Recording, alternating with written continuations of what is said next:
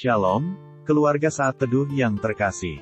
Kita bersyukur hari ini kembali lagi kita bersaat teduh dalam Saat Teduh bersama.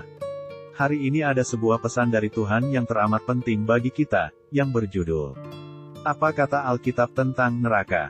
Keluarga Saat Teduh, sadarkah kita bahwa antara kita dengan surga atau neraka tergantung kita berdiri di mana sekarang dalam hubungan kita dengan Tuhan? Jam kehidupan hanya diputar sekali. Jika Tuhan memanggil kita, apakah kita siap?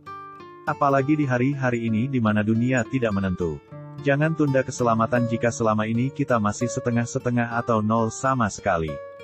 Jangan tunda juga keselamatan orang-orang yang kita cintai, keluarga misalnya. Dan aku melihat orang-orang mati, besar dan kecil, berdiri di depan tahta itu.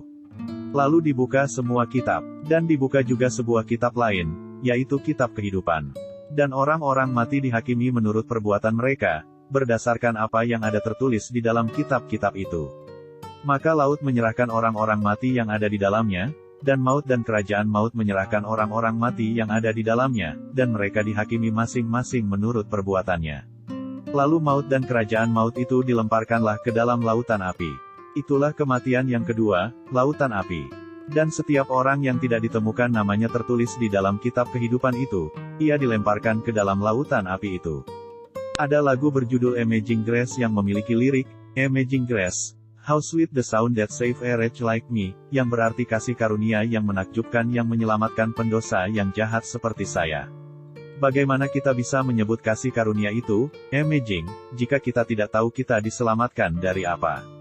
Mengapa orang berdosa bersyukur? Karena sadar dosanya yang tak terhingga begitu saja dihapuskan. Bagaimana kita bisa menikmati sukacita keselamatan jika kita tidak tahu kita diselamatkan dari apa? Bukankah upah dosa ialah maut, dan neraka itu nyata? Wahyu 20 ayat 11 Lalu aku melihat suatu tahta putih yang besar dan Dia, yang duduk di atasnya. Dari hadapannya lenyaplah bumi dan langit dan tidak ditemukan lagi tempatnya.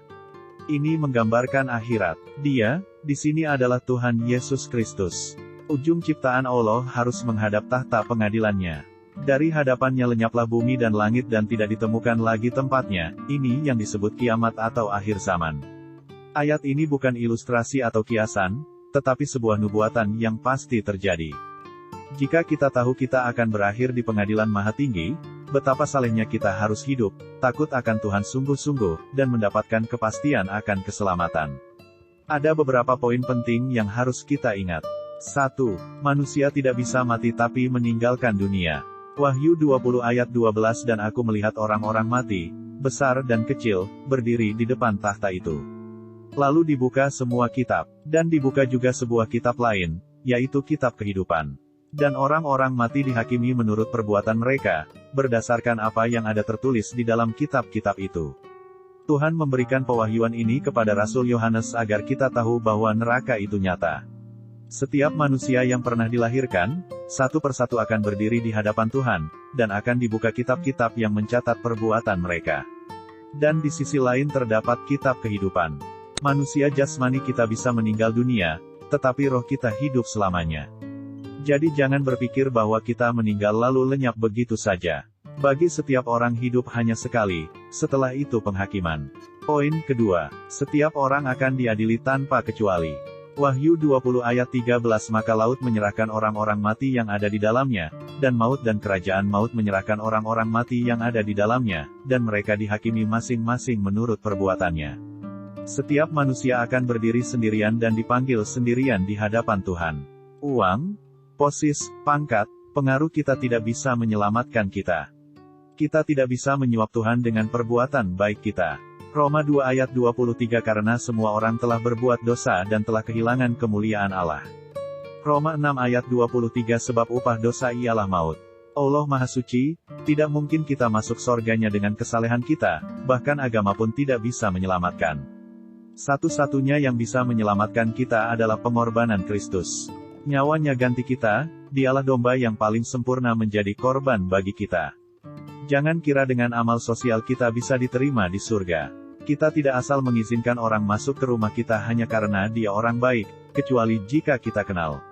Satu-satunya yang bisa menyelamatkan adalah hubungan dengan Allah, dan itu hanya bisa terjadi melalui Yesus Kristus.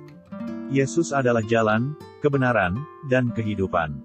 Tidak ada seorang pun yang datang kepada Bapa selain melalui Yesus. Orang yang sudah ditebus Yesus dan sudah menerima Yesus, tidak bisa lagi bertemu maut karena maut sudah dikalahkan. Namun orang yang mati di luar Tuhan atau yang mati di dalam dosa-dosanya, belum pernah sungguh-sungguh mengikut Yesus, akan masuk ke dalam maut. Dengan menolak Yesus, kita menolak keselamatan. Poin ketiga, neraka itu nyata dalam kerajaan maut sekarang dan lautan api nanti. Wahyu 20 ayat 14. Lalu maut dan kerajaan maut itu dilemparkanlah ke dalam lautan api. Itulah kematian yang kedua, lautan api. Di lautan api saat ini belum ada satupun manusia sebelum tahta pengadilan putih, belum ada kedatangan Yesus yang kedua kali. Lautan api bukan untuk kita tetapi sebenarnya untuk iblis dan antek-anteknya.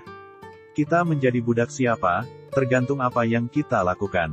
Jika kita melakukan adalah kehendak setan, perbuatan dosa, maka kita jadi budak setan. Tidak ada kesempatan kedua bagi semua jiwa-jiwa yang telah binasa, karena jika demikian Yesus mati sia-sia. Semua jiwa-jiwa tersebut yang mati di luar Tuhan, diletakkan di kerajaan maut. Ketika nanti kedatangan Yesus, maut dan kerajaan maut akan dilemparkan ke dalam lautan api.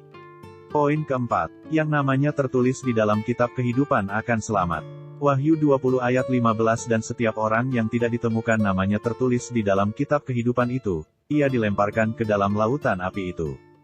Jika nama kita tidak tertulis di dalam kitab kehidupan, kita akan dilemparkan ke dalam lautan api. Itu sebabnya, ada satu pertanyaan untuk Anda hari ini. Sudahkah nama kita tertulis di dalam kitab kehidupan? Sudahkah Anda menerima Yesus dalam hidupmu? Saya berdoa hari ini Anda juga menerima Tuhan Yesus.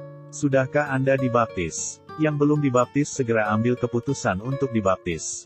Kalau kamu tidak diselamatkan hari ini, kamu akan terhilang selama-lamanya. Kita gak bisa garansi jam kehidupan kita kapan berhenti. Mari ambil keputusan untuk menerima Yesus hari ini. Baptisan itu keputusan. Baptisan itu harus terjadi dalam setiap pribadi kita.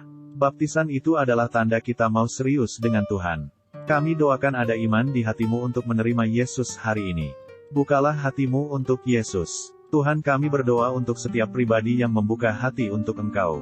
Mari Tuhan masuklah dalam hati mereka, jamah hati mereka, dan teguhkan iman mereka untuk berani mengambil keputusan untuk dibaptis. Dalam nama Tuhan Yesus,